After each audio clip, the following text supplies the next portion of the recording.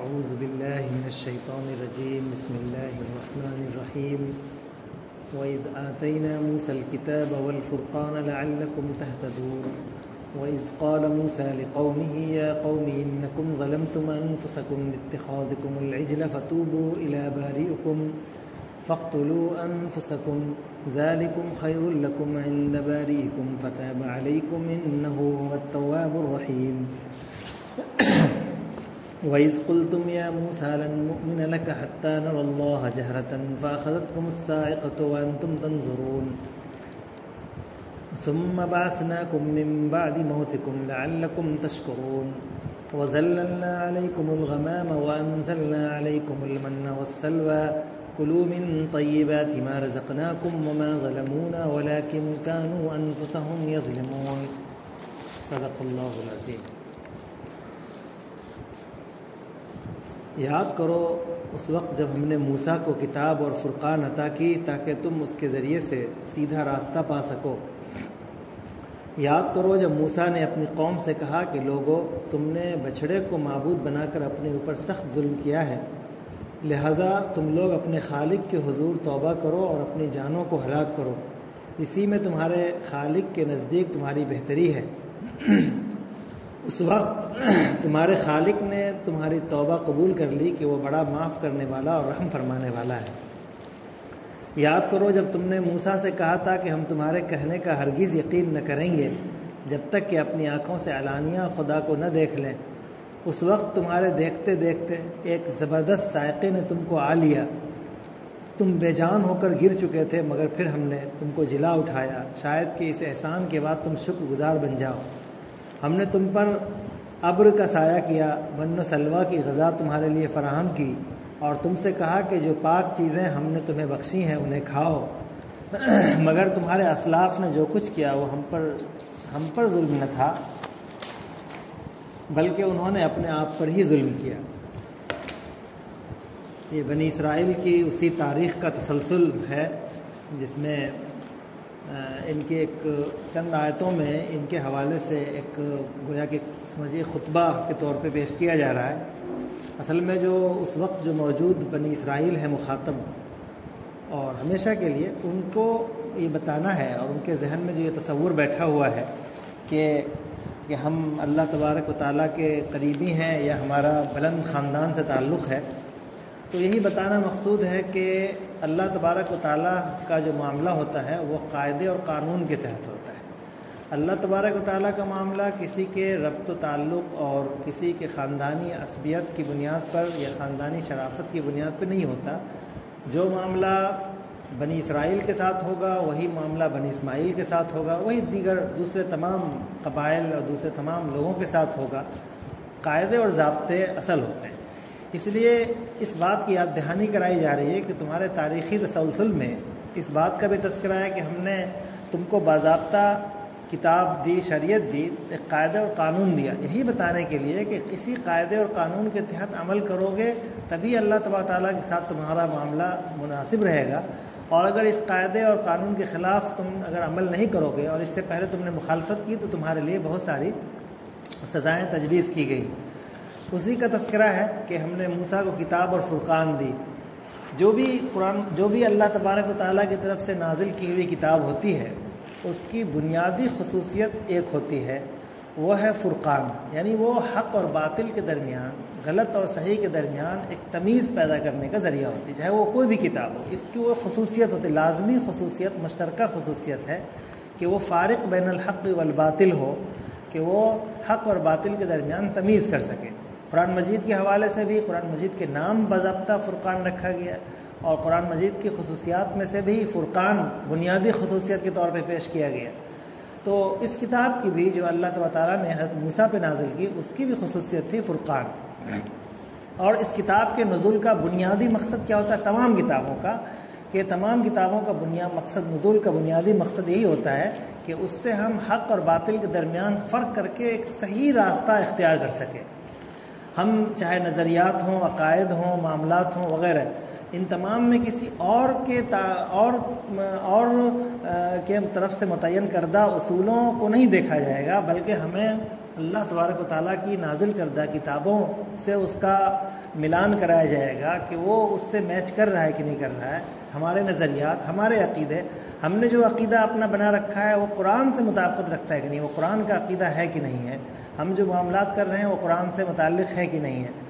چنانچہ یہودیوں کے یہاں آپ دیکھ لیجئے کہ جتنے بھی ان کے عقائد انہوں نے گھڑے، جو بنیادی عقائد جن کی وجہ سے وہ گمراہ ہوئے اور اللہ تعالیٰ کی مخالفت پر آئے، سب کے سب قرآن اور کتاب کے خلاف تھی. یعنی ان کی جو کتاب ہے ان کے خلاف تھی. ایک کتاب میں، توریت میں کہیں ایسا نہیں لکھا ہوا ہے کہ اس خاندان کو محض خاندان ہونے کی بنیاد پر ان کو کبھی بھی ان کے سارے جرائم معاف ہیں اور یہ کچھ بھی کر لیں کسی قیمت پہ ان کو سزا نہیں ہوگی. ایسا کہیں کسی کتاب میں نہیں ہوتا. تو جو بھی عقائد اور نظریات ہم متعین کریں تو اس میں قرآن مجید کو دیکھنا ہوگا کہ قرآن مجید ہمارا ساتھ دے رہا ہے کہ نہیں دے رہا ہے. کتاب جو اللہ تعالیٰ کی طرف سے نازل کی گئی ہے وہ ہمارا ساتھ دے رہی کہ نہیں دے رہی. اگر ان عقائد کے ساتھ نہیں دے رہی ہے تو وہ عقائد غلط ہے، وہ نظریات غلط ہیں، وہ معاملات غلط ہیں. اس کے بعد جب یہ کتاب حضرت موسیٰ کے حوالے کی گئی تو حضرت موسیٰ علیہ السلام وہ کتاب لے کر بھی آنے ہی والے تھے کہ جیسے وہاں پہنچے اور 70 نمائندے کو لے کر جا رہے تھے کہ معلوم ہوا کہ ان کی قوم نے ایک جو قبطیوں کے ساتھ رہتے جو ان کا جو غلامانہ ذہنیت تھی، اس غلامانہ ذہنیت کے نتیجے میں قبطیوں کے تمام امور کو وہ اچھا سمجھنے لگے. گائے کی پرستش، آگ کی پرستش وغیرہ وغیرہ، جو ان کے ہاں جو بت پرستی جو رائج تھی، سب کو وہ اچھا سمجھ، چونکہ وہ ترقی یافتہ ہو گئے تھے وہ قوم اور یہ مغلوب ہو گئی تھی. تو ترقی یافتہ قوم کی ہر اچھی چیز اچھی لگنے لگتی ہے.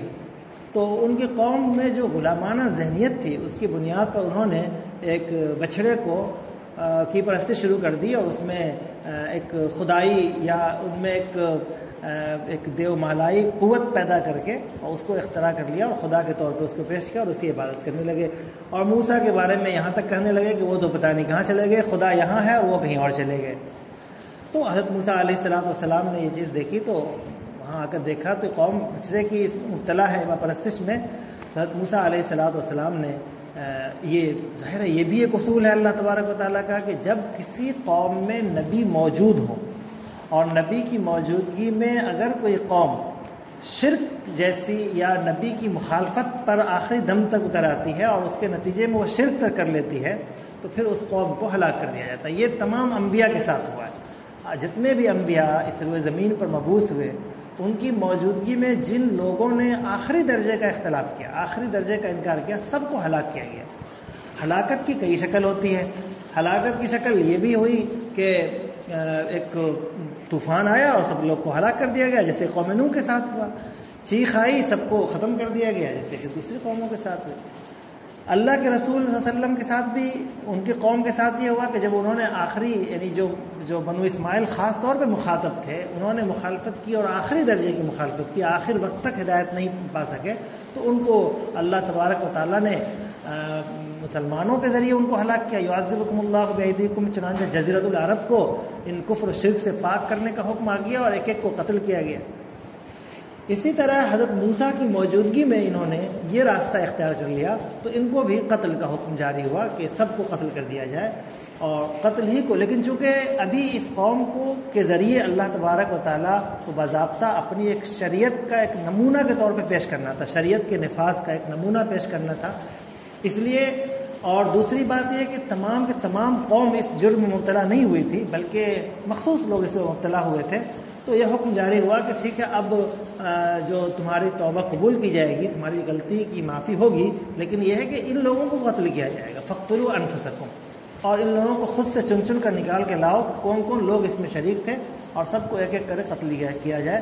چنانچہ سب کو قتل کیا. پھر ان کی توبہ قبول ہوئی. یہ اصل میں اس کو ہمیں سامنے یہ رکھنا ہے کہ سامنے وہ لوگ ہیں کہ جو یہ کہہ رہے ہیں کہ جب ہم اللہ کے بہت قریبی لوگ ہیں، ان کو یہ واقعہ سنایا جا رہا ہے کہ دیکھو تمہارے قوم کا حال یہ تھا کہ تم نے کس طرح کی مخالفت کی. اس کے بعد جب ان کی توبہ قبول ہوئی تو پھر اللہ تبارک حضرت موسیٰ علیہ السلام نے 70 لوگوں کو نمائندے کے طور پہ لیا اور ان سے کہا کہ دیکھو یہ کتاب نازل ہوئی ہے، لہذا تمہیں اس پر ایمان لانا ہے اور لوگوں میں یہ جا کے تبلیغ کرنا ہے کہ یہ کتاب پر ایمان لایا جائے. جب ان کے سامنے پیش کیا تو انہوں نے کہا کہ ہم جب تک اللہ کو دیکھیں گے نہیں، جس اللہ کی تم بات کر رہے ہو اس کو اگر ہم دیکھیں گے نہیں تب تک ہم تمہاری بات نہیں مانیں گے. اس میں دو باتیں ہیں. ایک تو یہ ہے کہ کیا یہ تشکیک اور بے یقینی کی صورتحال ہے؟ تو بے یقینی کی اور تشکیک کی صورتحال تو کوئی ایسا جرم نہیں ہے، اس لیے کہ یہ چیز کسی کے ساتھ بھی ہو سکتی ہے کہ ہمیں اس قدر یقین نہیں ہو رہا، اور ابھی یہ قوم نئی ایک غلامانہ ذہنیت سے باہر آ رہی ہے، تو ایسے قوم کو اتنی بڑی آزمائش اور پھر ہے کہ اس طرح کی تشکیکی اور غیر یقینی صورتحال پیدا ہو سکتی ہے ایسی قوم کے اندر.